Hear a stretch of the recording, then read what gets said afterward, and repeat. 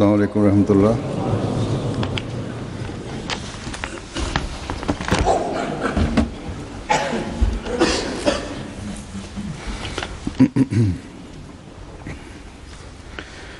अशहदु अल्ला इलाहा इल्लल्लाह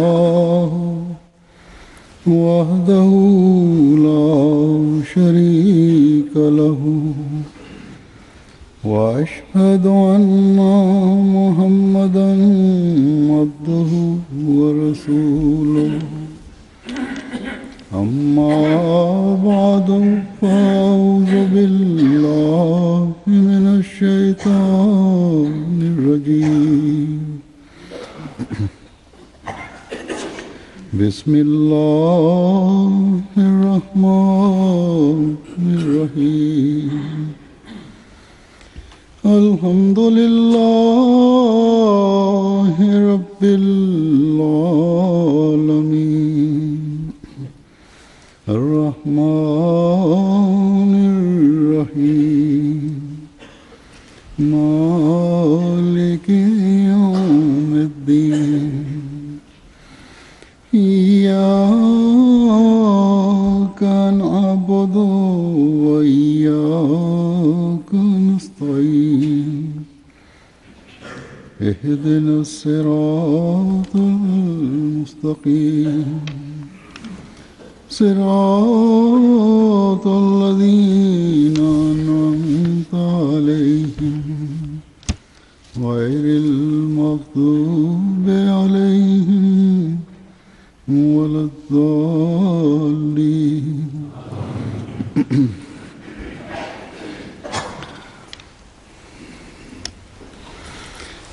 एक रिवायत में आता है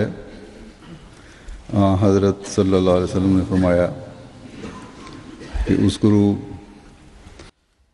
ஒரு அறிவிப்பில் வருகிறது, ஹஜ்ரத் நபிகள் நாயகம் ஸல்லல்லாஹு அலைஹி வஸல்லம் அவர்கள் கூறினார்கள், உஸ்குரு முஹாசின மௌத்தாக்கும், உங்களில் மரணித்தவர்களின் சிறப்புகளை எடுத்து கூறுங்கள். இதற்கு பிறகு கூறினார்கள், மேலும் அவர்களின் தீமைகளை கூறாதீர்கள். ஒவ்வொரு மனிதனிடமும் நன்மைகளும் இருக்கின்றன, பலகீனங்களும் இருக்கின்றன. ஆனால் வஃபாத்தான பிறகு மனிதனுக்கு இவ்வுலகுடன் அவனுக்குள்ள தொடர்பு துண்டிக்கப்பட்டு விடுவதால் இப்போது உலகில் அவரது பலகீனங்கள், தீமைகள் ஆகியவற்றை எடுத்துரைக்க வேண்டிய தேவையில்லை. ஆனால் அவரது சிறப்புகளையும் நன்மைகளையும் கண்டிப்பாக எடுத்துக் கூற வேண்டும். அதை பற்றி கண்டிப்பாக பேச வேண்டும். இதனால் நன்மைகளை செய்வதற்கான ஆர்வம் உருவாகும். மேலும் மரணித்தவரின் மக்ஃபிரத்திற்காக துஆ வெளிப்படும். அவரது நன்மைகளை எடுத்து கூறும்போது அதன் மூலம் அவரது மன்னிப்பிற்கான வழியும் ஏற்பட்டுவிடும். இந்த சிறப்புகள் அல்லது பலகீனங்கள் ஒவ்வொரு நபரிடமும் இருக்கின்றது. இது மனிதனின் இயல்பாகும். சில நேரங்களில் நன்மைகளின் பக்கம் அவன் அதிகமாக கவனம் செலுத்துகின்றான். சில நேரங்களில் அவனிடம் சில பலகீனங்கள் உருவாகிவிடுகின்றது. ஆனால் சில மனிதர்கள் எப்படிப்பட்டவர்களாக இருக்கின்றார்கள் என்றால், அவர்களது சிறப்புகளும் நன்மைகளும் எப்படி மின்னுகின்றன என்றால், அவை நமது பார்வைகளில் இருந்து மனித பலகீனங்களை முற்றிலும் மறைத்து விடுகின்றன. அவர்களது நன்மைகள் எவ்வளவு விரிவானதாகவும் பரவுகின்றனவையாகவும் உள்ளன என்றால், அவற்றிற்கு பின்னால் பலகீனங்கள் ஒளிந்து கொள்கின்றன. எந்த மக்களின் நன்மைகள், சிறப்புகள் ஆகியவை அவரை பற்றி அறிந்துள்ள ஒவ்வொருவரது நாவாலும் பேசப்படுகின்றதோ அப்படிப்பட்ட மக்கள் நட்பாக்கியம் பெற்றவர்களாக இருக்கின்றார்கள். ஒரு ஹதீஸின்படி இப்படிப்பட்ட நிலை இருந்தால் பிறகு அப்படிப்பட்ட நபருக்கு சொர்க்கம் கிடைப்பது வாஜிபாகி விடுகின்றது. இன்று நான் அப்படிப்பட்ட ஒரு நபரை பற்றி கூறுவேன். அவரை பற்றி அறிந்துள்ள ஒவ்வொருவரும் அவரது சிறப்பு அம்சங்களை தமது நாவுகளால் எடுத்துரைத்துக் கொண்டிருக்கின்றனர். அப்படிப்பட்ட அந்த நபர் ஒரு பாகிஸ்தானி அகமதியோ அல்லது இந்திய அகமதியோ அல்ல. ஏதாவது ஒரு சஹாபியின் சந்ததிகளில் ஒருவராகவோ பிறப்பால் அகமதியாகவோ அவர் இருக்கவில்லை.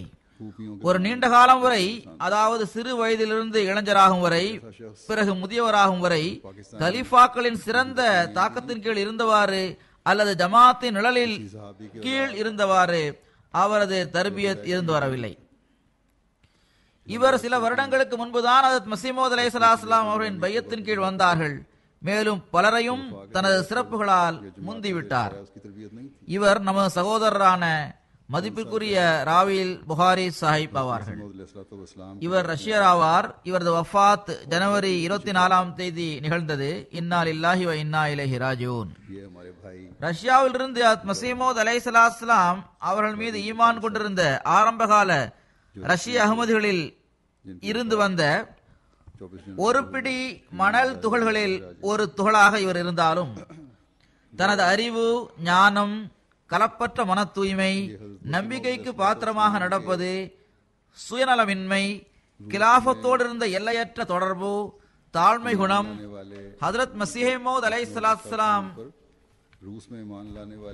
அவர்களின் தூது செய்தியை ரஷ்யாவில் எட்ட வைக்க வேண்டும் என்ற துடிப்பு ஆகியவற்றின் அடிப்படையில் பார்க்கும்போது இவர் ஒரு ஒளிமயமான நட்சத்திரமாக இருக்கின்றார். அந்த நட்சத்திரம் பலருக்கும் வழிகாட்டி இருக்கின்றது. ஹஜ்ரத் மஸீஹ் மவ்ஊத் அலைஹிஸ்ஸலாம் அவர்களுக்கு கிடைத்த இறையறிவிப்பு நிறைவேறியவாறு இன்ஷா அல்லாஹு தஆலா ரஷ்யாவில் அஹ்மதியத் மணல் துகள்களை போல் பரவும் போது வரலாறு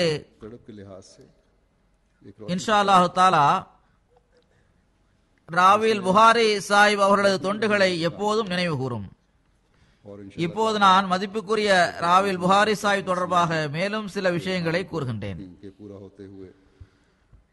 அஹ்மதியத் தனக்கு அறிமுகமான காலத்தில் தான் அஹ்மதியாக இல்லாத சமயத்திலும் ராவில் சாஹிப் அவர்கள் ஜமாத்திற்கு தொண்டுகளை செய்துள்ளார்கள். மொழிபெயர்ப்பு பணிகளை அப்போது அவர்கள் செய்திருந்தார்கள். பிறகு இங்கு பிபிசியில் ரஷ்யன் புரோகிராம்களில் அவர்கள் வேலை பார்த்து வந்தார்கள். அப்பணியிலிருந்து ஓய்வு பெற்ற பிறகு தன்னை அவர் முழுமையாக ஜமாத்திற்கு அர்ப்பணித்தார்.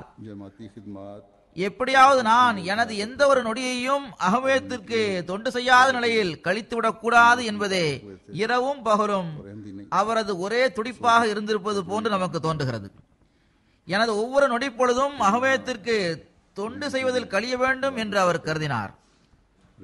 வஃபாத்தான அந்த நாளிலும் கூட தொண்டு செய்கின்ற இதே உணர்வால் அவர் நிரம்பியிருந்தார். எம்டிஏவிற்காக ஒரு புரோகிராம் தயார் செய்வதற்காக ஒரு மீட்டிங்கில் கலந்து கொள்ள அவர் தயாராகி கொண்டிருந்தார்.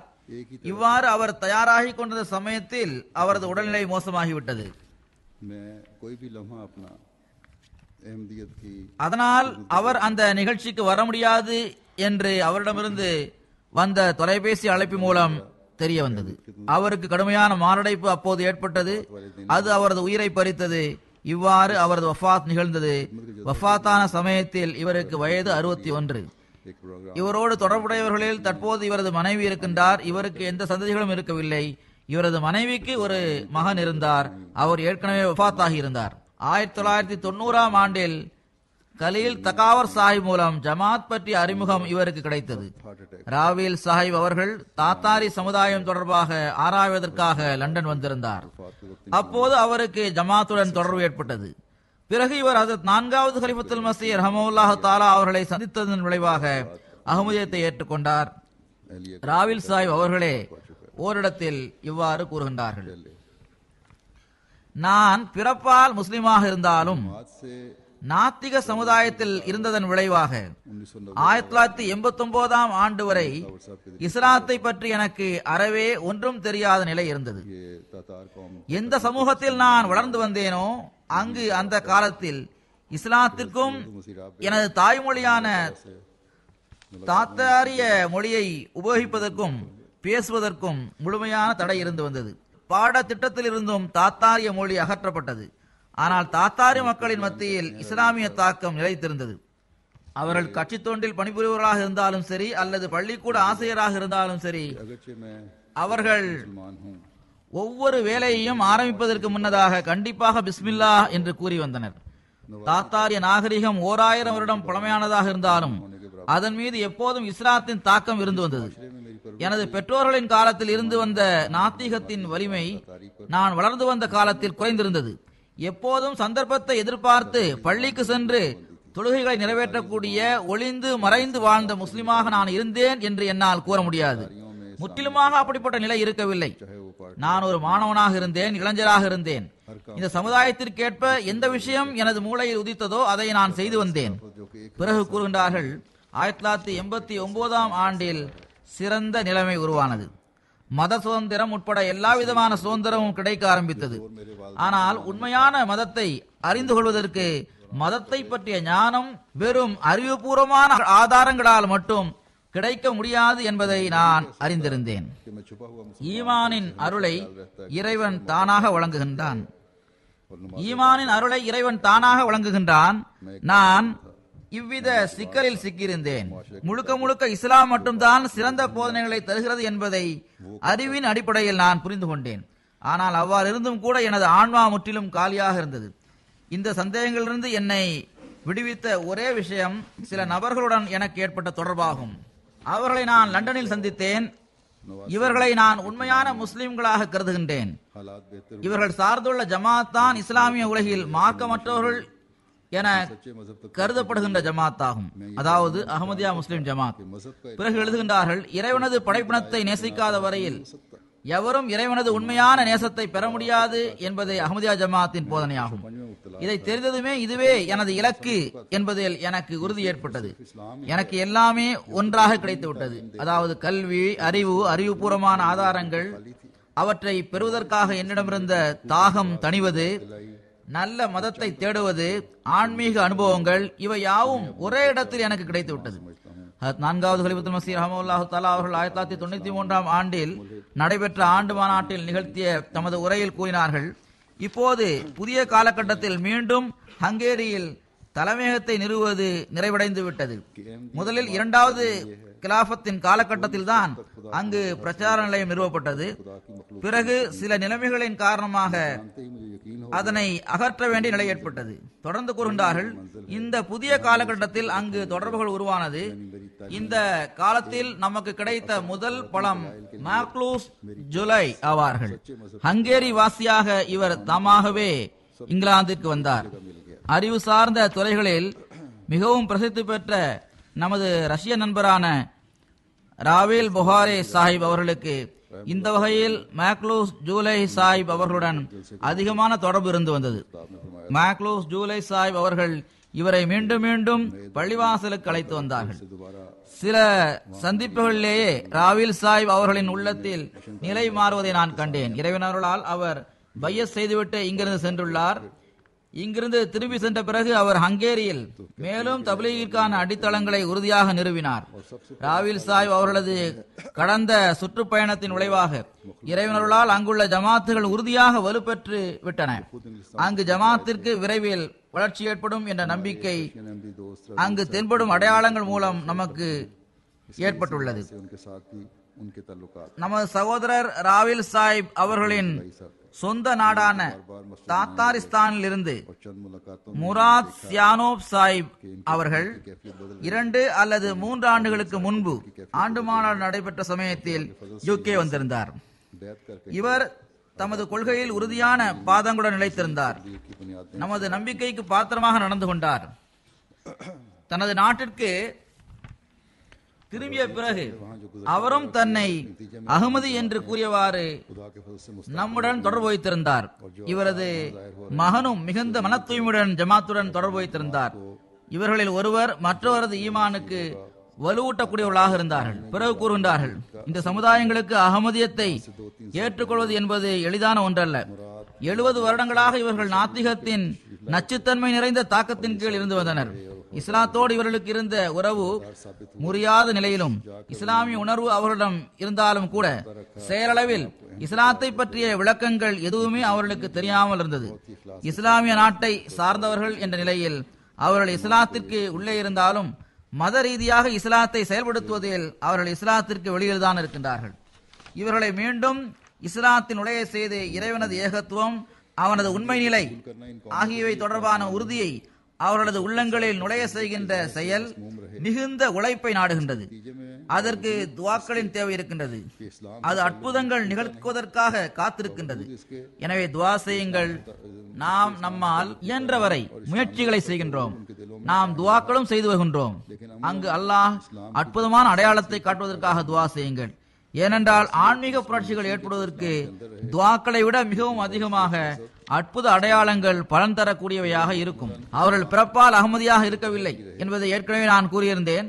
ஆனால் அவரை பார்க்கும் போது எப்போதும் இவர் அகமதியாகத்தான் இருந்தார் என்பது போல் தோன்றுகிறது. அவர்கள் உண்மையான பொருளில் அகமதியத்தின் தூதுவராக இருந்து வந்தார். எங்கு சென்றாலும் அவர் ஜமாத்தை பற்றி பேசி வந்தார்.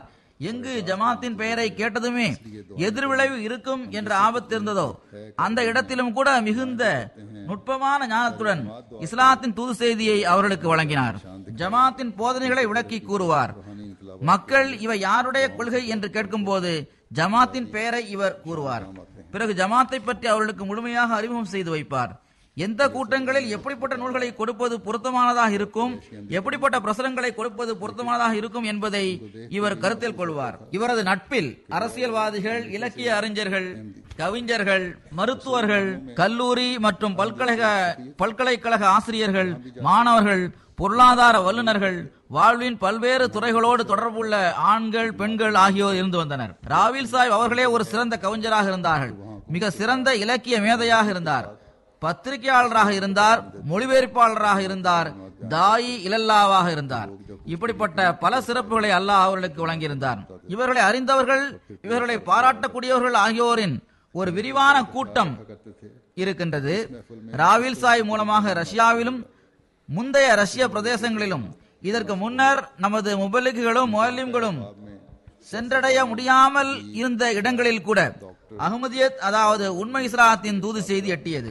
அவ்வாறு முபல்லிக்குகள், முஅல்லிம்கள் மூலம் செய்தி எட்ட வைக்கப்பட்டிருந்தாலும் கூட மிக நீண்ட காலம் கடந்த பிறகே அது அங்கு எட்டி இருக்கும். அவர்கள் மாஸ்கோ செல்லும் போது பெரும்பாலும் இலக்கியம் மற்றும் கவிதையுடன் தொடர்புள்ள கூட்டங்களில் பங்கு பெறுவார்கள். இப்படிப்பட்ட நிகழ்ச்சிகளின் போது எப்போதுமே ஏதாவது ஒரு வகையில் ஜமாத்தை பற்றி கூறுவார்கள்.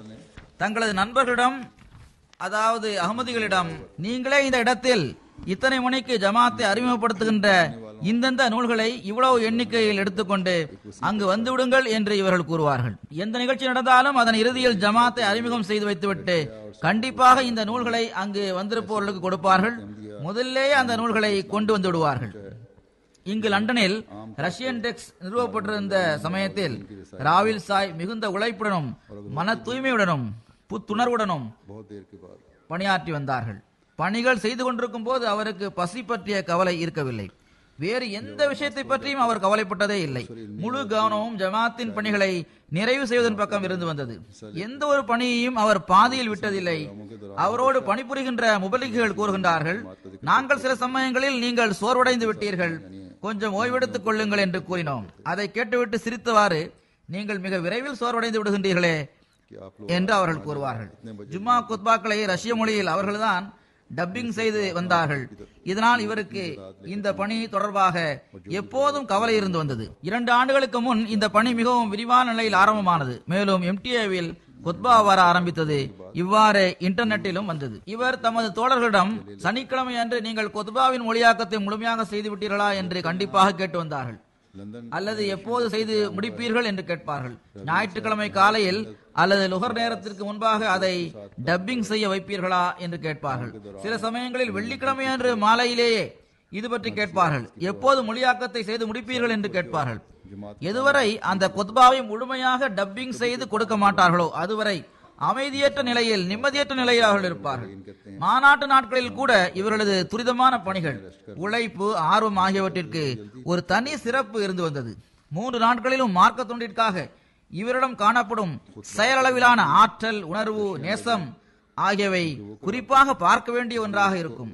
அவர்கள் MTA-வில் வருகின்ற கலீஃபாக்களின் உரைகளுடன் மாநாட்டு சமயங்களில் சொற்பொழிவு நிகழ்த்துவோர்களின் சொற்பொழிவுகளையும் மாநாட்டில் கலந்து கொள்பவர்களுக்காக ரஷ்ய மொழியில் மொழியாக்கம் செய்வார்கள்.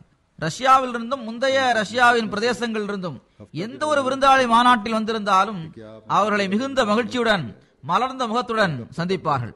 அவர்களுக்கு ஜமாத்தின் முன்னேற்றத்தை பற்றிய விஷயங்களை கூறுவார்கள். வருகின்ற விருந்தாளிகளின் ஈமானை அதிகரிக்க செய்வதற்கு காரணமாக இருக்கும் விஷயங்களை எப்போதும் அவர்களுக்கு கூறுவார்கள். பிறகு விருந்தினர்களின் தேவைகளை கவனத்தில் கொள்வார்கள். மாநாட்டு அமைப்பாளர்களுக்கு இது பற்றி கவனமூட்டுவார்கள். எவ்வாறு இந்த தேவைகளை நிறைவு செய்ய வேண்டும் என்பதை பற்றியும் கூறுவார்கள். மாநாட்டின் அருள்கள் மற்றும் அதன் முக்கியத்துவத்தை பற்றி எடுத்து கூறும்போது தமது தோழர்களிடம் ஏதாவது ஒரு வகையில் ரஷ்யா மற்றும் ஏனைய பிரதேசங்களில் உள்ளவர்களை ஒருமுறை மாநாட்டிற்கு வருமாறு அழைப்பு விடுத்து அவர்களை அழைத்து வந்து காலத்தின் கலீஃபாவை சந்திக்க வைப்பது எந்த அளவு அவர்களுக்கு பயனுள்ளதாகவும் சிறந்த தாக்கத்தை ஏற்படுத்தக்கூடியதாகவும் இருக்கும் என்றால், அப்படிப்பட்டவர்களுக்கு பல வருடங்களாக நாம் தப்லீக் செய்து வந்தாலும் கூட அத்தகைய பயனும் தாக்கமும் கிடைக்காது என்று அவர்கள் கூறி வருவார்கள். அதிகமான விருந்தினர்களை மாநாட்டிற்கு கொண்டு வருவதற்காக மிக அதிகமாக அவர்கள் முயற்சி செய்து வந்தார்கள். அவர்கள் பல ஜமாத் நூல்களை ரஷ்ய மொழியில் மொழியாக்கம் செய்துள்ளார்கள். ரஷ்யாவிலும் ஏனைய பிரதேசங்களிலும் தப்லீக் பணியில் போதுமான அளவில் அவை உதவியையும் ஒத்துழைப்பையும் தரக்கூடியதாக இருக்கின்றது. இந்த நூல்களை தவிர ரஷ்ய மொழியில் திருக்குரானை மொழியாக்கம் செய்கின்ற மிக சிறந்த தொண்டையும் அவர்கள் செய்துள்ளார்கள். இது அவர்கள் செய்துள்ள முக்கியமான பணியாகும். ரஷ்யன் டெஸ்கில் உள்ள நமது முரப்பியான ஹாலிஸ் சாஹிப் அவர்கள் எழுதுகின்றார்கள், நானும் மாஸ்கோவை சார்ந்த ருஸ்டம் ஹம்மாத் வலி சாஹிப் அவர்களும் 1999ஆம் ஆண்டு அது 4வது கலிஃபத்துல் மஸீஹ் அவர்களின் திருக்குரான் உறுதி மொழியாக்கத்தை கண்முன் நிறுத்தியவாறு புதிய ரஷ்ய திருக்குரான் மொழிபெயர்ப்பு பணியை தொடங்கினோம். 2004ஆம் ஆண்டு இந்த பணியை நாங்கள் நிறைவு செய்தோம். இதற்கு பிறகு செக்கிங் மற்றும் திருத்துகின்ற பணிகளை நாங்கள் இருவரும் சேர்ந்து ராவேல் புகாரே சாஹிபுடன் இணைந்து செய்து வந்தோம். இந்த பணி லண்டனில் தான் நிறைவு பெற்றது. பணி நடைபெற்ற சமயத்தில் இவர்கள் இரவென்றும் பகலென்றும் பாராமல் 3 மாதங்களேயே மிகுந்த ஆர்வத்துடனும் உழைப்புடனும் இந்த பணியை செய்து முடித்தார்கள். திருக்குரானின் மொழியாக்கம் என்பது ஒரு மிக பெரும் பொறுப்பாக இருப்பதால் அதனை மிகுந்த எச்சரிக்கையுடன் நாம் செய்ய வேண்டும். இதனால் செக்கிங் செய்த தருணங்களில் ஒவ்வொரு சொல்லுக்கும் என்ன பொருள் என்பதை பற்றி கேட்டு அறிந்து அவர்கள் திருப்தி அடைவார்கள். எப்படி நாம் மொழிபெயர்த்துள்ளோமோ அதே போன்றுதான் திருக்குரான் டெக்ஸ்டில் உள்ளதா என்பதை கவனத்துடன் பார்ப்பார்கள். இவற்றிற்கு ரஷ்ய மொழியில் மிக அதிகமாக பொருந்தக்கூடிய சொற்கள் எவையோ அவற்றை பயன்படுத்துவார்கள். இவர்கள் கூறுகின்றார்கள், சில நேரங்களில் ஒவ்வொரு வசனத்தை செக்கிங் செய்வதில் பல மணி நேரம் செலவாகிவிடுகின்றது. இதன் மூலம் முழுமையாக அவற்றை புரிந்து அவர்கள் மொழியாக்கம் செய்தார்கள். இவர்களது இந்த பணியின் விளைவாக இதுவரை ரஷ்ய மொழியில் திருக்குரானில் 3 பதிப்புகள் மொழியாக்கம் செய்யப்பட்டு வெளிவந்துள்ளது. லண்டனில் 2006ஆம் ஆண்டிலும், மாஸ்கோவில் 2007ஆம் ஆண்டிலும், கிர்கிஸ்தானில் இருந்து 2008ஆம் ஆண்டிலும் இவை வெளிவந்துள்ளன. இது அல்லாஹ்வின் அருளால் ஒரு சதக்கா ஜாரியாவாக இருக்கும். மேலும் இது ராவில் சாஹிப் அவர்களை நமக்கு நினைவூட்டிக் கொண்டிருக்கும். ஏற்கனவே நான் கூறியது போன்று ராவில் சாஹிப் அவர்கள் மிக பெரும் கவிஞர் ஆவார்கள், பத்திரிகையாளர் ஆவார்கள், மார்க்க அறிஞர் ஆவார்கள். இவருக்கு பல்வேறு வகையான பட்டங்கள் கிடைத்துள்ளன. இவர்கள் அஹ்மதியத்தை ஏற்றுக்கொள்வதற்கு முன்னர் தாத்தாரிஸ்தானின் மிக உயர்ந்த பரிசான மூசா ஜலீல் பிரைஸ் ஆஃப் ஹானர் 1986ஆம் ஆண்டில் இவருக்கு கிடைத்தது. 2001ஆம் ஆண்டில் ஆட்சிற்காக தொண்டாற்றிய விஷயத்தில் இவருக்கு ஒரு பரிசு கிடைத்தது. 2006ஆம் ஆண்டில் தாத்தாரிஸ்தானின் மிக உயர்ந்த பரிசான நேஷனல் பிரைஸ் ஆஃப் ஹானர் இவருக்கு வழங்கப்பட்டது. பிறகு இவர்கள் எழுதிய ஒரு நூலுக்காக இவருக்கு ஒரு மிக பெரும் பரிசு வழங்கப்பட்டது.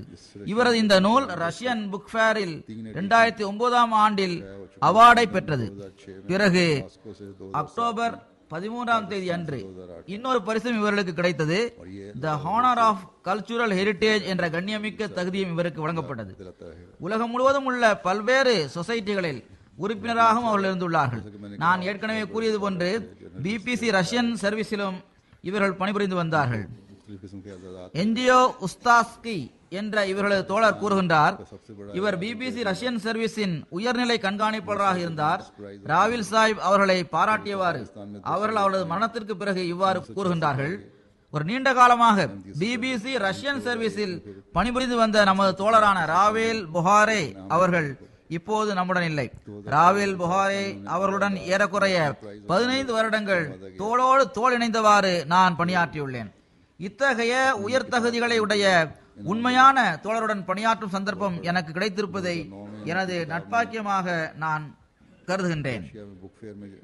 பிறகு இவர்கள் எழுதுகின்றார்கள், फिर குறைந்த கல்வியறிவு உள்ளவர்களாக இவர்கள் இருந்தாலும் மிக உயர்ந்த நிலையில் உள்ள கவிஞராகவும் உறுதியான ஈமானை கொண்டிருந்த உண்மையான முஸ்லிமாக ராவில் சாஹிப் இருக்கின்றார்கள்.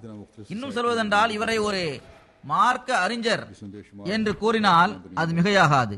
ராவில் சாஹிப் அவர்கள் தங்களிடமிருந்த பல்வேறு சிறந்த அம்சங்களின் காரணமாக பல மக்களிடத்திலும் நல்ல தாக்கத்தை ஏற்படுத்தியுள்ளார்கள்.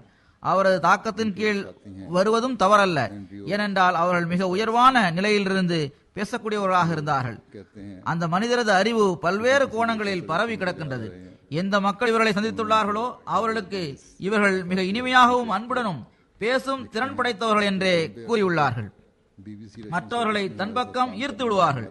ராவில் சாஹிபின் ஒரு நூலான தாரோகா போக் ஜுனைத், இது ரஷ்ய மொழியில் உள்ள பெயராகும். அதாவது இந்த வழி எங்கு கொண்டு செல்லும் என்பதை இறைவனே அறிவான் என்ற தமது நூலில் தனக்கு ஜமாத் பற்றி எப்படி அறிமுகம் கிடைத்தது என்பதை பற்றி அவர்கள் இவ்வாறு கூறுகின்றார்கள். அதன் சுருக்கம் இதுவாகும். லண்டனில் நான் மாலை நேரத்தில் டிவி பார்த்துக் கொண்டிருந்தேன். புரோகிராம் ஒன்றை கேட்டுக் கொண்டிருந்தேன். அப்போது தொலைபேசி மணி அடித்தது. அந்த வீட்டில் இருந்த பெண் போனை எடுத்தார். இங்கு நான் எவரையும் அறியாத நிலையில் போனை நான் எடுக்க வேண்டிய தேவை எனக்கு இருந்ததே இல்லை. ஏதாவது ஆங்கிலேயர் பேசிக் கொண்டிருப்பார் என்று நான் எண்ணிக்கொண்டிருந்த சமயத்தில் வீட்டில் இருந்த அந்த பெண் தனது உரையாடலை முடிக்கும் போது அவர் தனக்கு போன் செய்தவரிடம், என்னிடம் ரஷ்யாவிலிருந்து ஒரு விருந்தாளி வந்துள்ளார் என்று கூறினார். ஆங்கிலேய வழிமுறைக்கேற்ப அவ்வாறு கூற வேண்டிய தேவையும் இல்லையே என நான் வியப்பில் ஆழ்ந்திருந்தேன். எனவே நடந்ததை நான் ஒரு அற்புதமாக கருதினேன். அவ்வாறு நடக்க வேண்டியது இருந்தது. திடீரென்று நான் தொலைபேசிக்கு அருகில் அழைக்கப்பட்டேன். என்னிடம் போன் கொடுக்கப்பட்டது. தொலைபேசியின் மறுபுறத்தில் பேசிய நபர் நான் எங்கிருந்து வந்துள்ளேன் என்பதை அறிவதில் உள்ள தனது விருப்பத்தை வெளிப்படுத்தியவாறு மறுநாள் என்னை அஹமதியா ஜமாத்தின் பள்ளிவாசலுக்கு வரும்படி அழைப்பு விடுத்தார். அவர் என்னுடன் பேசிய சமயத்தில் அஹமதியத் என்ற சொல்லை பயன்படுத்தவில்லை. எவ்வாறு இருப்பினும் வீட்டிலிருந்து வெளியே செல்ல எனது உள்ளமும் விரும்பியது. எனவே எனது சமூகத்தை நான் அவருக்கு தெரிவித்தேன். பிறகு போனை நான் வைத்து விட்டேன். காலையில் என்னை அழைத்து செல்ல வண்டி வந்தது. அது என்னை பள்ளிவாசலுக்கு கொண்டு சென்றது. அந்த பள்ளிவாசல் பேட்னி என்ற பகுதியில் இருந்தது.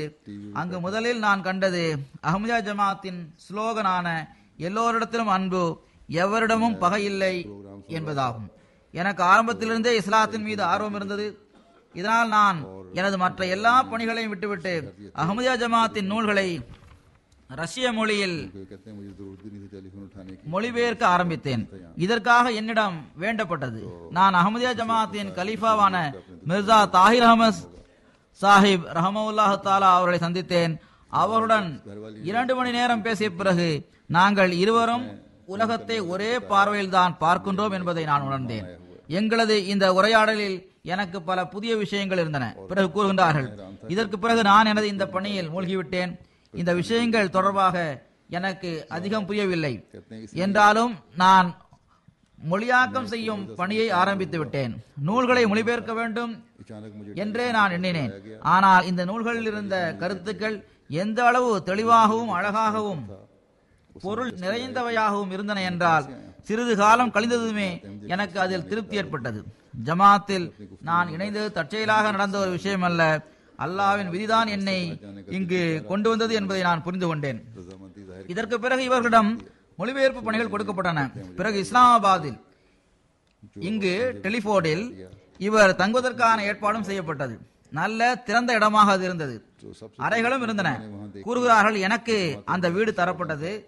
அங்கு பணியாற்றுவதில் எனக்கு இன்பமும் கிடைத்தது. நான் மிகவும் மகிழ்ச்சி அடைந்தேன்.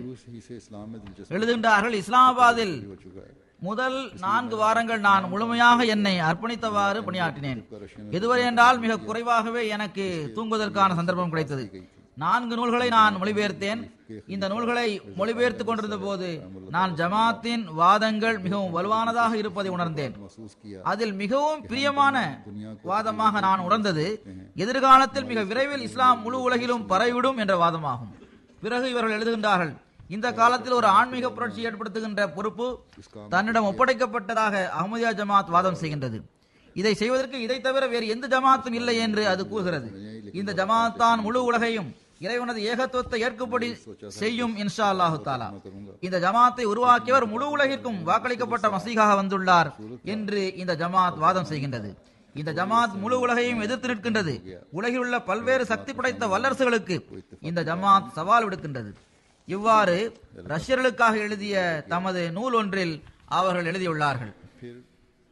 எழுதுகின்றார்கள், துவக்க காலத்தில் இஸ்லாம் தொடர்பாக கூறப்பட்ட விளக்கங்களின் அடிப்படையில் இந்த ஜமாத் இந்த சவாலை விடுக்கவில்லை. மாறாக உலகில் உள்ள ஒவ்வொரு மதத்திற்கும், அதில் கிறிஸ்தவம் அடங்கும், ஆன்மீக களத்தில் திறந்த சவாலை இந்த ஜமாத் விடுத்துள்ளது.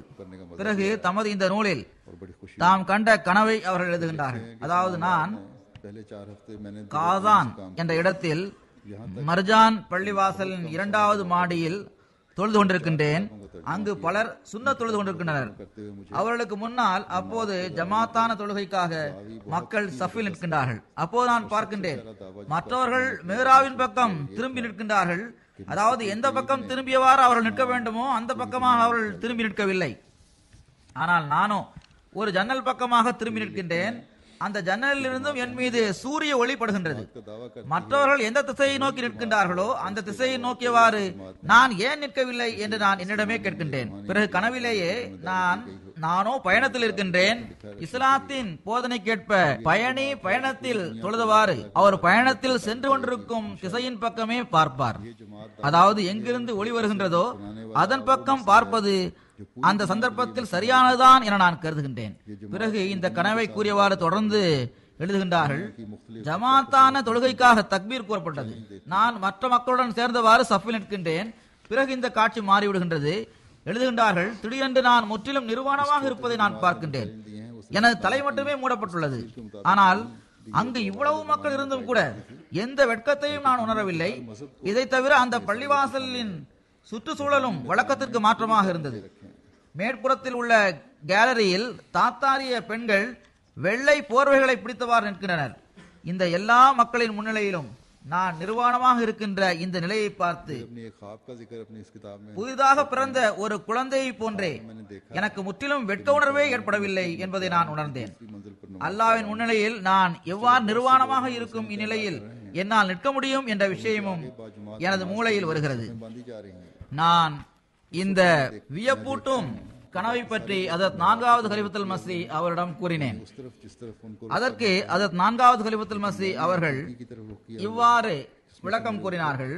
ஒருவர் தனது முந்தைய ஆடையை கழற்றிவிட்டு அல்லாஹ்வின் மின் ஒரு ஏழ்மையான நிலையிலும் நிர்வாணமான நிலையிலும் நிற்காத வரை அவர் ஆன்மீக முறையில் மீண்டும் புதிய வாழ்வை பெற்று ஏக இறைவனின் பால் தமது பயணத்தை தொடங்க முடியாது என்று ஹுசூர் என்னிடம் கூறினார்கள். எழுதுகின்றார்கள், இந்த கனவின் மூலமாக இப்போது என்னிடம் எந்த சந்தேகமும் இல்லை என்று எனக்கு தெரிய வந்தது. ஆன்மீகமான முறையில் மீண்டும் பிறப்பது மட்டுமே போதாது, மாறாக கடந்த காலங்களில் செய்த எல்லா பாவங்களை விட்டும் தூய்மை அடைந்து விட வேண்டும். அவற்றிலிருந்து அல்லாஹ்வே நம்மை தூய்மைப்படுத்த முடியும். அவ்வாறு பாவங்களிலிருந்து தூய்மையடைந்து ஒரு புது வாழ்க்கையை தொடங்குவது மிக முக்கியமானதாகும் என்ற இன்னொரு உண்மையும் எனக்கு திறந்து தரப்பட்டது. பிறகு கூறுகின்றார்கள், எப்போதிலிருந்து நான் இந்த வழியில் செல்ல தீர்மானித்தேனோ, மேலும் என்னுடைய அஹ்மதியா ஜமாத்துடன் நான் செல்கின்றேன் என்பதை உணர்ந்தேனோ, அது பற்றி தெளிவாக நான் உங்களுக்கு கூறிக்கொள்கின்றேன். உங்களையும் ஏனைய எல்லா மக்களையும் இதன் பக்கம் நான் அழைக்கின்றேன். இவ்வாறு கூறி அவர்கள் தமது ரஷ்ய மக்களுக்கு தப்லீக் செய்கின்றார்கள். தொடர்ந்து எழுதுகின்றார்கள், என்னுடைய பல மறைவான ஆசைகள் நிறைவேறின. எனது வாழ்க்கை வழக்கத்திற்கு மாற்றமாக நடக்கின்ற இப்படிப்பட்ட சம்பவங்களால் நிறைந்து காணப்படுகிறது. இவற்றிற்கு தற்செயலாக நடந்தவை என பெயர் கொடுக்கப்பட்டுள்ளது. பிறகு இதே நூலில் இவர்கள் தமது வாழ்வில் நடைபெற்ற சில சம்பவங்களை எழுதியுள்ளார்கள். ராவில் சாஹிப் அவர்கள் சில ஜமாத் நூல்களை ரஷ்ய மொழியில் மொழிபெயர்த்துள்ளார்கள். சில நூல்களில் செக்கிங் மற்றும் அதில் திருத்தம் செய்வது ஆகிய பணிகளையும் செய்துள்ளார்கள்.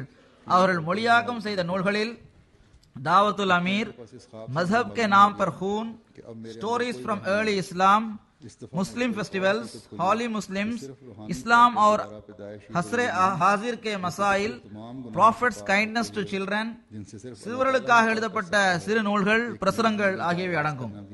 எந்த நூல்களை இவர்கள் சரிபார்த்து செக்கிங் செய்துள்ளார்களோ அவற்றில் இஸ்லாமி உசூல் की फिलॉसफी, मसीह हिंदुस्तान में हमारी तालीम, दीबाचा तफसीर कुरान, इस्लाम का इख्तिसादी निज़ाम, इस्लाम में औरत का मकाम, லைஃப் ஆஃப் முஹம்மது ஸல்லல்லாஹு அலைஹி வஸல்லம் ஆகியவை உள்ளன. இவ்வாறே பீஸ் கான்பரன்ஸில் பல்வேறு இடங்களில் நான் நிகழ்த்திய சொற்பொழிவுகளில் குறிப்பாக நமது ரஷ்ய மக்களுக்கு மிகவும் தேவையானவை என்று அவர்கள் கருதிய சொற்பொழிவுகளை இவர்கள் மொழியாக்கம் செய்துள்ளார்கள். ஆனால் திருக்குரானை மொழியாக்கம் செய்வதுதான் இவருடைய மிக முக்கியமான பணியாக இருந்தது. பிபிசி மற்றும் பல்வேறு வெப்சைட்டுகள் ராவில் சாஹிபின் வஃபாத்திற்கு பிறகு அவர்களை பாராட்டி செய்திகளை வெளியிட்டன. bbc.russianல் அந்தை அஷ்கிஷ்கே என்பவர் ஒரு கட்டுரை எழுதியுள்ளார். அதில் இவர்களது சிறப்பு அம்சங்களாக இவர் குறித்த நேரத்தில் பணிகளை செய்பவராக இருந்தார், ஒருபோதும் தாமதமாக வந்ததில்லை, எங்களுக்கு ஒரு முன்மாதிரியாக இவர் இருந்தார், உண்மையான முஸ்லிமாக இருந்தார், மார்க்கறிஞராக இருந்தார் என்று எழுதப்பட்டுள்ளது. பிபிசி நேற்று இரவு அரை மணி நேரம் இவர்களை பற்றிய புரோகிராமை ஒளிபரப்பியது. அதில் அவர்களது குரல் ஒளிபரப்பப்பட்டது. அவர்களை பற்றிய விஷயங்கள் கூறப்பட்டன. அதில் டாக்டர் அப்துல்சலாம் சாஹிப் பற்றியும் கூறினார்கள். டாக்டர் அப்துல்சலாம் சாஹிப் அஹமதி முஸ்லிம் ஆவார். திருக்குரான் ஞானம் மூலமே அவர் நோபல் பரிசு பெற்றார் என்று கூறப்பட்டது. பிபிசியில் உள்ளவர்கள் இவர் முழு ரஷ்யாவிலும் சிறந்த எழுத்தாளராக திகழ்ந்தார் என்றும் தாத்தாரிஸ்தானுடன் மட்டும் அவரது பணி நின்றுவிடவில்லை என்ற செய்தி கூறியது. தாத்தாரிஸ்தானின் நேஷனல் டிவியும் அவர்களது வஃபாத் பற்றிய செய்தியை வெளியிட்டது. அதில் அவர்களது நாட்டுப்பற்று பற்றி கூறப்பட்டது. அவர்கள் காசான் மற்றும் தாத்தாரிய சமுதாயத்துடன் மிகுந்த அன்பு வைத்திருந்தார்கள் என்று கூறப்பட்டது. இதனை டிவியிலும் இன்டர்நெட்டிலும் அவர்கள் கூறியுள்ளார்கள். அவர்கள் தொடர்பாக இன்டர்நெட்டில் அவர் அகமதி முஸ்லிம் ஆவார் என்று எழுதப்பட்டுள்ளது. அவர்கள் தொடர்பாக ஹிஸ் யூ கிராண்ட் என்ற வெப்சைட்டில் அதன் நம்பரும் கொடுக்கப்பட்டுள்ளது. அவர்களது இன்டர்வியூ வெளியிடப்பட்டது.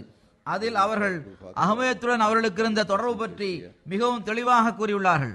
அதில் ஒரு கேள்விக்கு பதில் கூறும்போது அவர்கள் கூறுகின்றார்கள், உலகில் எனது பயணம் ஆஸ்திரேலியாவிலிருந்து ஆரம்பித்தது. அங்கிருந்து என்னை உலகளாவிய அஹமதியா ஜமாத் என்னை லண்டனுக்கு வருமாறு அழைத்தது. இந்த ஜமாத் இஸ்லாத்தின் மலவளர்ச்சிக்காக உருவாக்கப்பட்டதாகும். இதன் மோட்டோ எல்லோரிடத்திலும் அன்பு, எவரிடமும் பகையில்லை என்பதாகும். இது எனது உள்ளத்திற்கு ஏற்பவே கூறப்பட்டுள்ளது. இஸ்லாத்திற்கு எதிரான செயல் என்று கூறும் வகையில் உள்ள எந்த பணியையும் நான் இவரிடம் பார்க்க முடியவில்லை. உண்மையான இஸ்லாம் அகமதியத்தே ஆகும் என்று நாம் கூறலாம். இஸ்லாம் மௌலவிகளுக்கு மட்டும் உரியதல்ல, அது முழு மனித இனத்திற்கும் உரியதாகும். இதை பின்பற்றுவதற்காக அவர்கள் இதை தேடிக்கொண்டிருந்தனர். மேலும் தங்கள் ஈமான் மூலமாக இதை நேசிக்கின்றனர். இவர் எழுதுகின்றார்கள், எனக்கு எனது வழி கிடைத்ததும், மேலும் இங்கு இந்த சமயம் இஸ்லாத்தின் அடிப்படை போதனைகளை ஆங்கில மொழியில் கற்பதற்கான சந்தர்ப்பம் எனக்கு கிடைத்ததும், நான் பொதுவாக இருந்த வாழ்க்கையில் இருந்தும்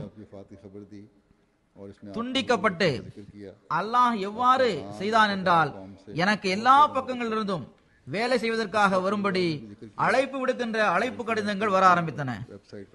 அதாவது முதலில் அவர்களுக்கு வேலை கிடைக்கவில்லை. அகமதியத்தை ஏற்றுக்கொண்ட பிறகு, மொழியாக்கம் செய்யும் பணிகளை செய்த பிறகு எப்படிப்பட்ட பரக்கத் ஏற்பட்டது என்றால், எல்லா இடங்களிலிருந்தும் அழைப்பு கடிதங்கள் வர ஆரம்பித்தன. ரஷ்யாவில் பலமுறை இஸ்லாமிக் கான்பரன்ஸில் கலந்து கொள்வதற்காக நான் அழைக்கப்பட்டேன் என்று அவர்கள் கூறுகின்றார்கள்.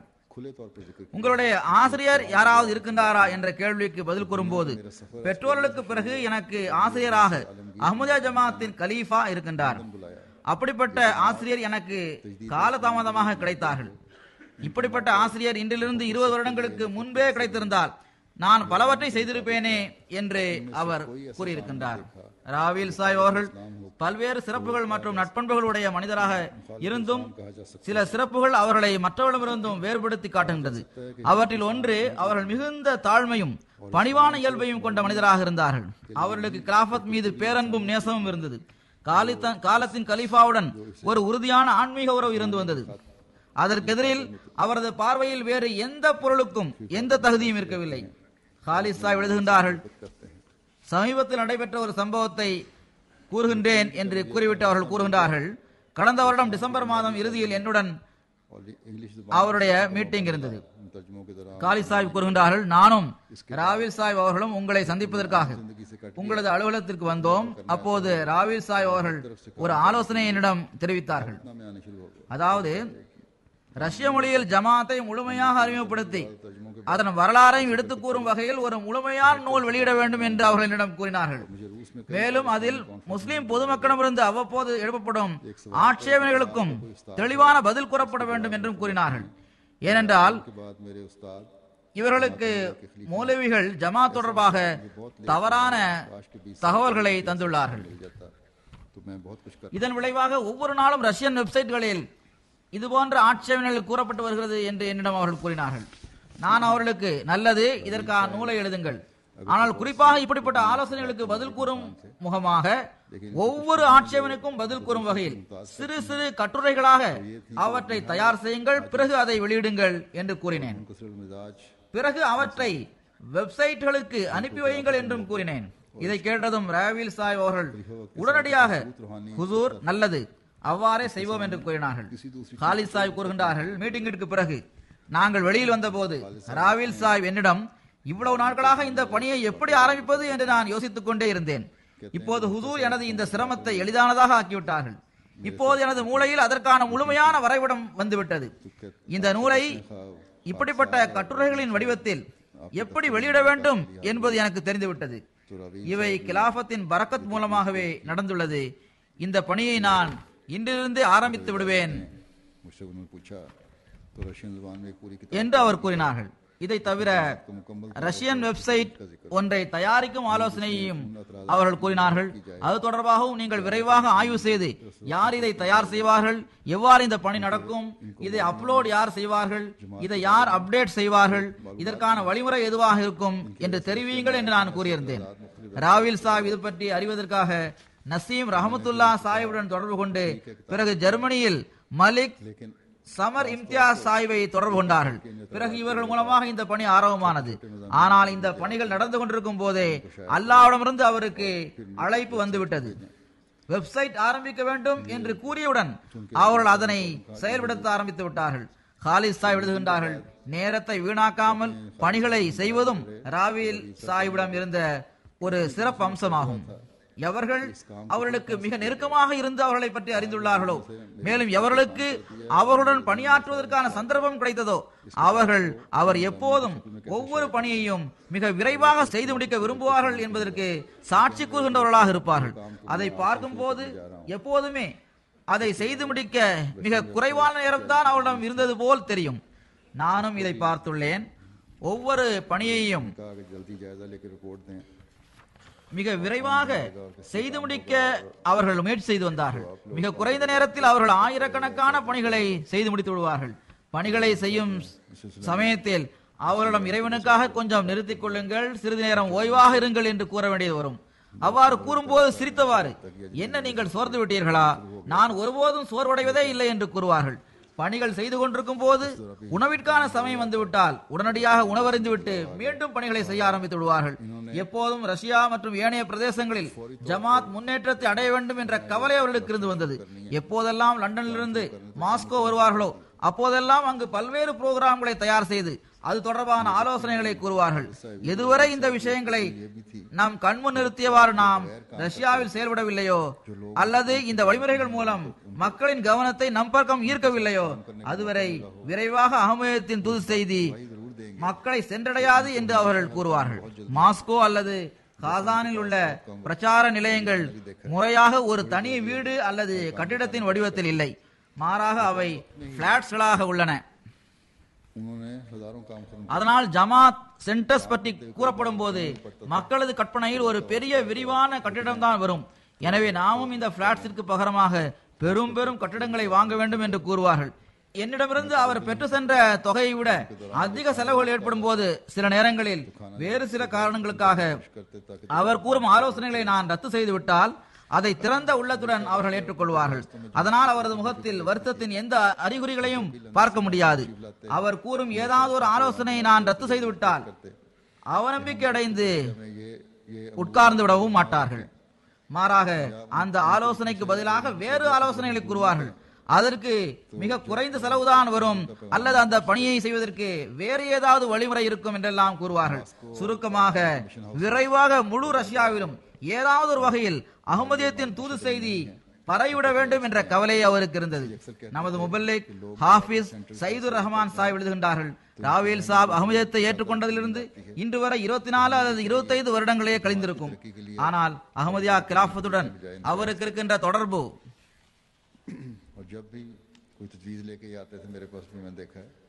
கிலாஃபத்தின் உயர் தகுதி தொடர்பாக அவருக்கு இருந்த அறிவு ஆகியவற்றை பார்க்கும் போது பல தலைமுறையாக அவர்கள் அகமதியத்துடன் தொடர்புடையவர்களாக இருந்தார்கள் போல தெரிய வரும். அவர்களது சில விஷயங்கள் பல அகமதிகளுக்கும் ஒரு பாடமாக இருந்திருக்கின்றது.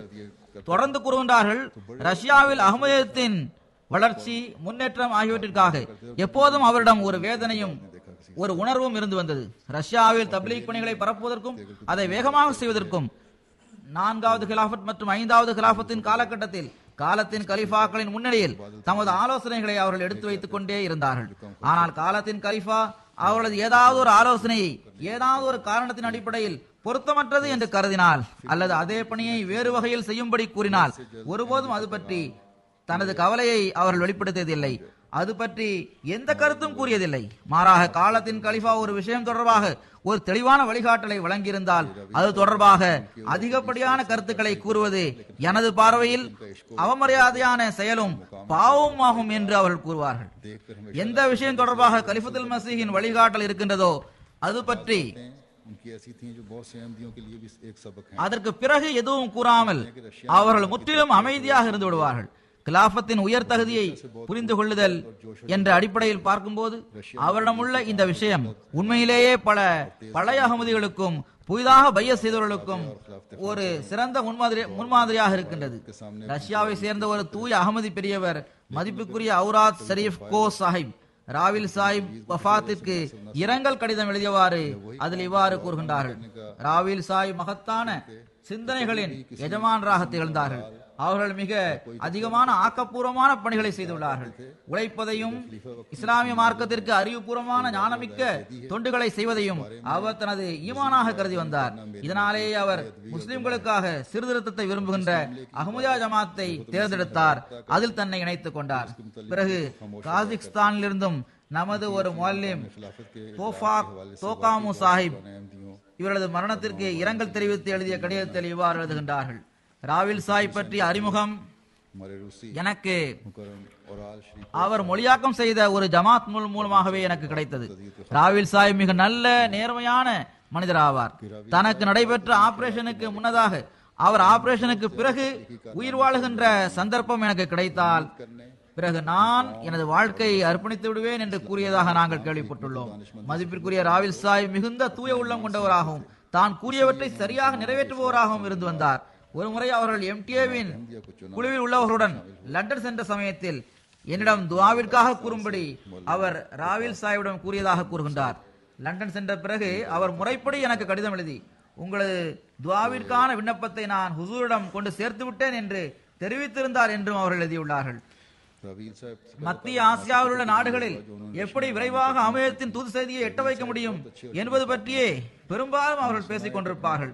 இதே முஅல்லிம் சாஹிப் எழுதுகின்றார், எப்படியாவது அஹ்மதியத்தின் தூது செய்தியை தனது சமுதாயத்தில் உள்ளவர்களுக்கும் ரஷ்ய மொழியை பேசுவதற்கும் புரிவதற்கும் முடிந்தவர்களுக்கு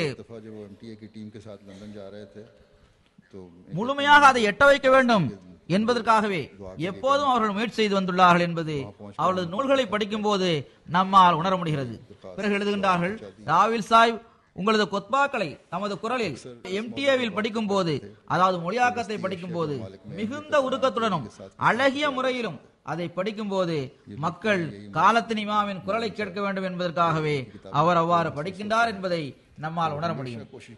மாஸ்கோ ஜமாத்தின் தலைவரான ருஸ்டம் ஹம்மாது அலி சாஹிப் தமது இரங்கல் கடிதத்தில் எழுதுகின்றார்கள், மதிப்பிற்குரிய ராவில் சாஹிப் விரிவான அறிவை உடைய நபராக இருந்தார்கள். அல்லாஹ் அளவற்ற அறிவாற்றலை அவருக்கு வழங்கியிருந்தான். அதன் மூலமாக திறந்த உள்ளத்துடன் அவர்கள் மக்களுக்கு தொண்டாற்றினார்கள்.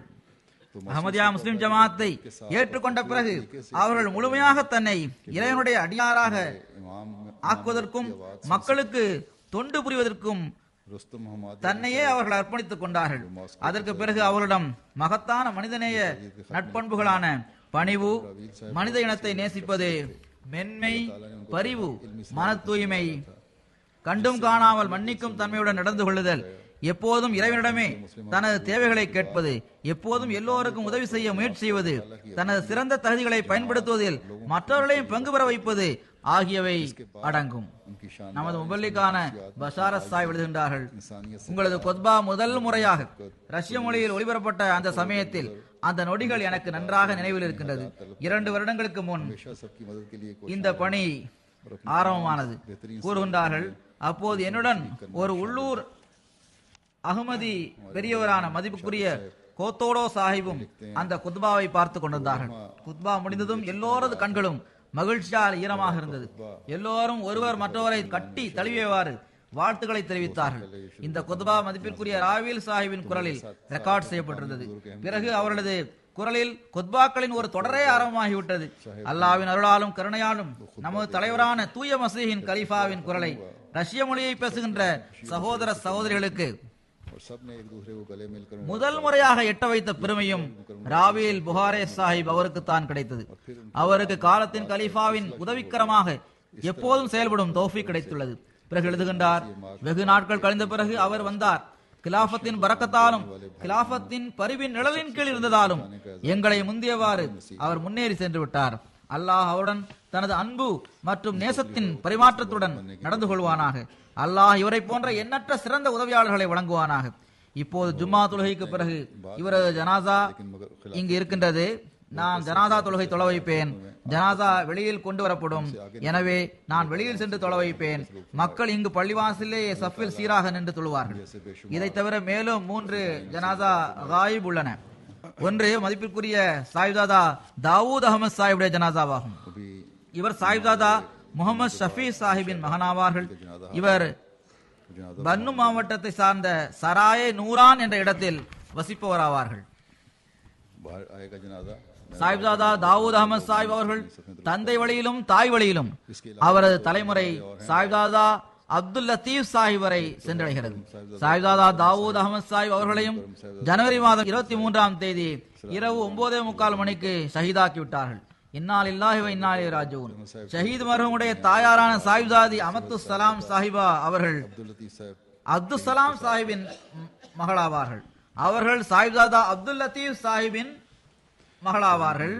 இவ்வாறு சாஹிப்தாதா தாவூத் அகமது சாஹிப் அவர்கள் சாஹிப்தாதா அப்துல் லத்தீப் சாஹிபின் தாய் வழி கொள்ளு பேரனாவார்கள்.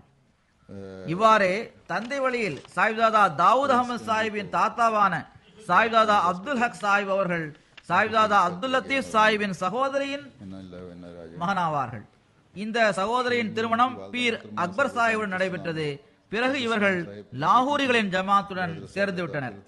ஷஹீதான சாஹிப்தாதா தாவூத் அகமது சாஹிப் அவர்களின் குடும்பம் சாஹிப்தாதா அப்துல் லத்தீப் சாஹிப் அவர்களின் ஷஹாதத்திற்கு பிறகு ஆப்கானிஸ்தானிலிருந்து இடம்பெயர்ந்து சராயே நூரான் என்ற இடத்தில் குடியமர்ந்தது. இவர்கள் 1955ஆம் ஆண்டில் இங்கு பிறந்தார்கள். நான் ஏற்கனவே கூறியது போன்று இவர்களை ஜனவரி மாதம் 23ஆம் தேதி ஏறக்குறைய 9:45 மணிக்கு ஷஹீதாக்கியுள்ளார்கள்.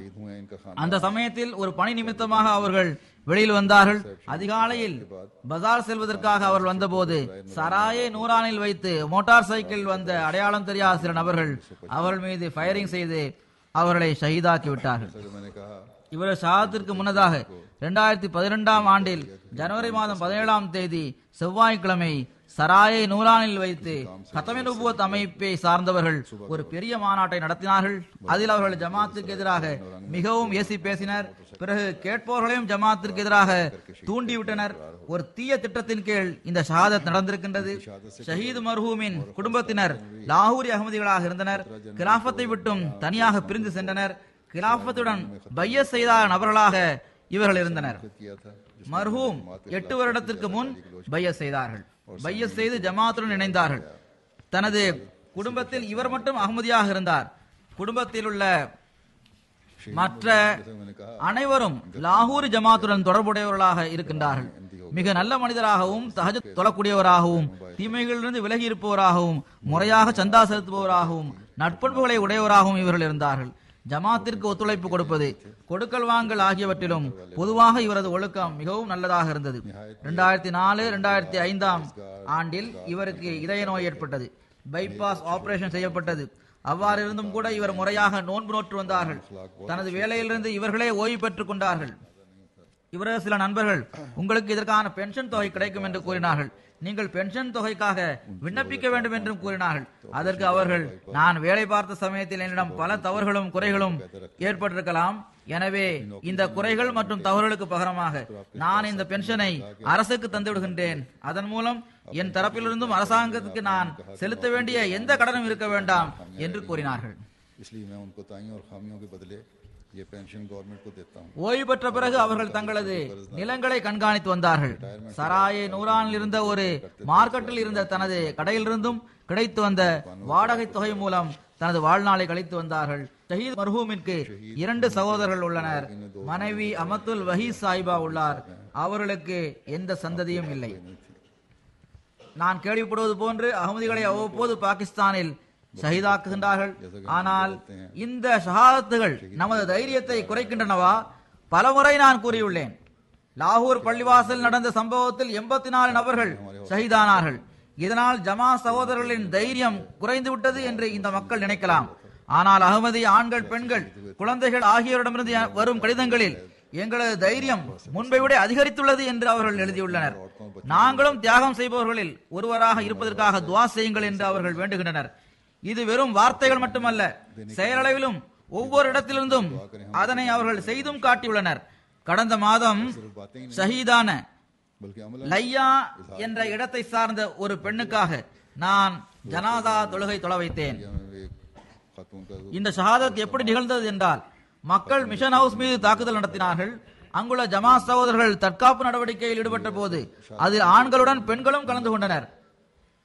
சிறிய சிறிய பிள்ளைகளை கொண்ட இளம் வயதுடைய இந்த பெண் எதிரிகள் தாக்கிய சமயத்தில் ஷஹீதாகிவிட்டார்கள். அவருக்கு எவ்வித அச்சமும் பயமும் இருக்கவில்லை.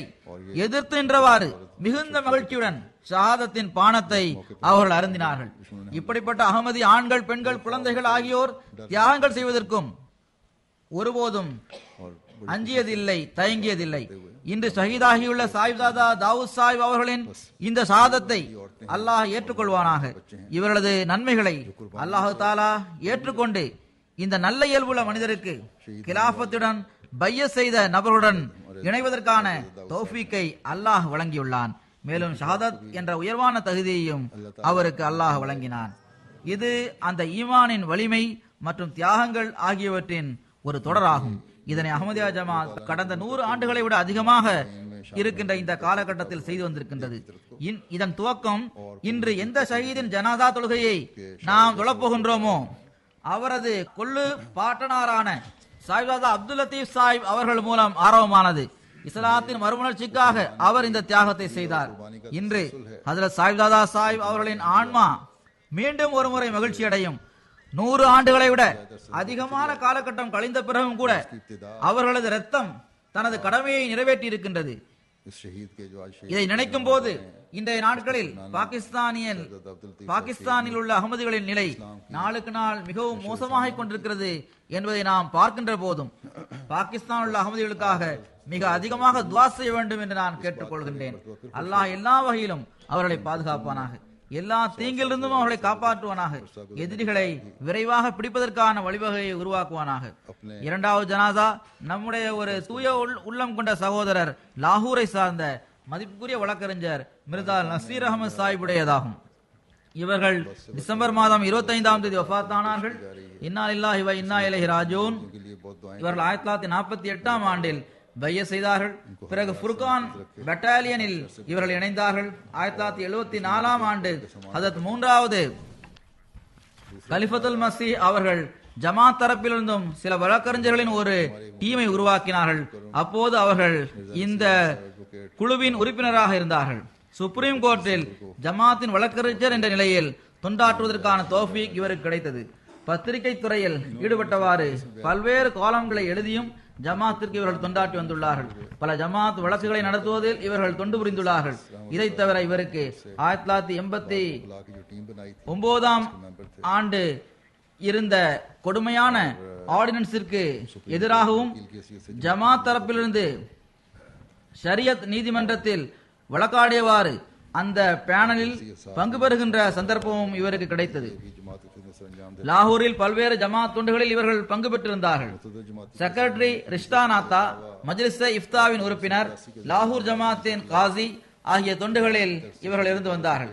இவ்வாறு ஹியூமன் ரைட்ஸ் கமிஷன் என்ற நிலையிலும் தொண்டாற்றுவதற்கான தௌஃபீக் இவருக்கு கிடைத்துள்ளது. 2010ஆம் ஆண்டு மே மாதம் 28ஆம் தேதி நடந்த சம்பவத்தின் போது இவர் தாரு ஜிக்ரில் இருந்தார். இவரது மகனும் இவரோடு இருந்தார்கள். அங்கு இவரது மகன் ஃபயரிங் நடந்த போது காயமுற்றார். அப்போது மிகவும் தைரியத்துடன் அவர்கள் அங்கு அமர்ந்திருந்தார்கள். தனது மகனுக்கும் தைரியம் ஊட்டினார்கள். துவா செய்யக்கூடியவராகவும் போதுமென்ற மனம் கொண்டவராகவும் அதை விரும்புகின்றவராகவும் பொறுமையை கடைபிடிப்பவராகவும் நன்றி செலுத்துபவராகவும் எல்லோரிடம் நல்ல முறையில் பழகுகின்ற தூய உள்ளம் கொண்ட மனிதராகவும் அன்னார் இருந்தார்கள். அஹமதியா கலாபத்திற்காக எல்லா தியாகங்களையும் செய்வதற்கு எப்போதும் அவர்கள் தயாராக இருந்தார்கள். எப்போதும் சூழ்நிலைக்கேற்ப பேசக்கூடியவர்களாக அவர்கள் இருந்தார்கள். நகைச்சுவை உணர்வும் அவரிடம் இருந்தது. இவர் வசியத் செய்தவர். அல்லாஹ் இவரது தகுதியை உயர்த்துவானாக, இவருடன் மஃபிரத்துடன் பரிமாறுவானாக. அடுத்த ஜனாதா மதிப்புக்குரிய ராபியா பேகம் சாஹிபா உடையதாகும். இவர் இந்தியாவில் உள்ள அசாம் மாநிலத்தை சார்ந்த மதிப்புக்குரிய மாஸ்டர் மஷ்ரிக் அலி சாஹிபின் மனைவியாவார்கள்.